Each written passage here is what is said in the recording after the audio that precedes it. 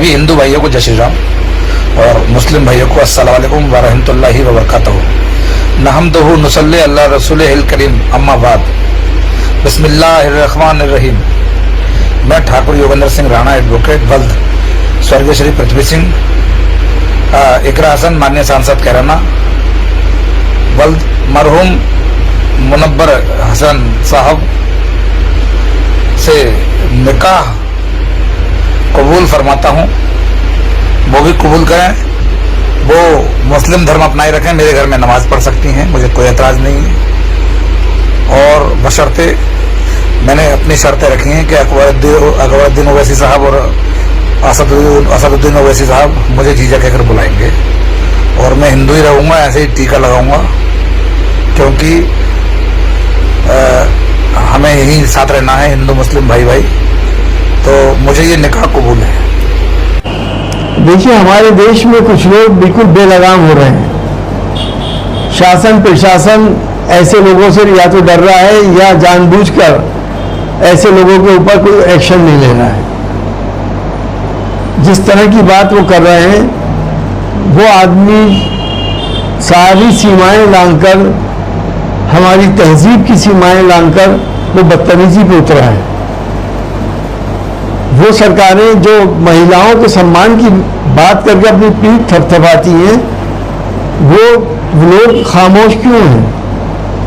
एक सांसद और एक शरीफजादी लड़की जो सांसद है, जिसका एक प्रोटोकॉल है, उसके बारे में इस तरह की बदतमीजी करना, क्या सांसद का, पूरी सांसद का अपमान नहीं है? क्या सारी महिलाओं का ये अपमान नहीं है जिस तरह की बात की जा रही है? ऐसी गुंडागर्दी, या तो इस आदमी का दिमाग खराब हो गया है, इसको इलाज कराना चाहिए, वरना फिर कानून अपना काम करे। उन्होंने वीडियो बनाकर वायरल किया, इसमें कुरान की आयतें भी पढ़ते नजर आ रहे हैं, क्या कहना? देखिए, ये इन्होंने कुछ याद कर लिया, आयत और सलाम वगैरह याद कर लिया है, इनके मुंह से तो वो भी अच्छा नहीं लग रहा। तो ये तो एक तरीके से हिंदू मुसलमान करने वाली बात हो रही है। जिस तरह से ये बात की गई है, वोट पोलराइज करने के लिए, हिंदू भाइयों को खुश करने के लिए ये काम किया गया है। लेकिन ये आदमी शायद ये भूल गया है कि अब हिंदू भाई इस बात को अच्छी तरह से समझते हैं कि इन हथकंडों से कोई वोट पोलराइज नहीं होगा। लगातार सोशल मीडिया के नेटवर्क के माध्यम से मुस्लिम विरोधी गतिविधि लगातार इस व्यक्ति की देखी जा रही है। समाजवादी पार्टी इकरा हसन को लेकर क्या कोई ज्ञापन सौंपेगी या कुछ काम ऐसा कार्य करेगी? सब कुछ करेगी। कल से तो ये आया है और इस तरह की बातें ये की जा रही हैं। इकरा हसन को क्यों टारगेट बनाया जा रहा है? एक एसडीएम बदतमीजी कर रहा है एक सांसद से। सांसद का प्रोटोकॉल क्या है उसे यही पता नहीं है। तो हम तो ये समझते हैं कि क्यों हमारे सांसद का प्रोटोकॉल तोड़ा जा रहा है, उसकी बेइज्जती की जा रही है और सरकार खामोश क्यों बैठी है? सरकार तो सबकी है, उसका तो काम कानून का पालन कराना है। इस तरह से अगर देश में होने लगा तो कल को मैं किसी के लिए कह दूंगा, कल परसों आप किसी के लिए कह देना। अगर इस आदमी की कोई छोटी बहन होगी, अगर उसके बारे में कोई ऐसी बात करेगा तो ये क्या करेगा?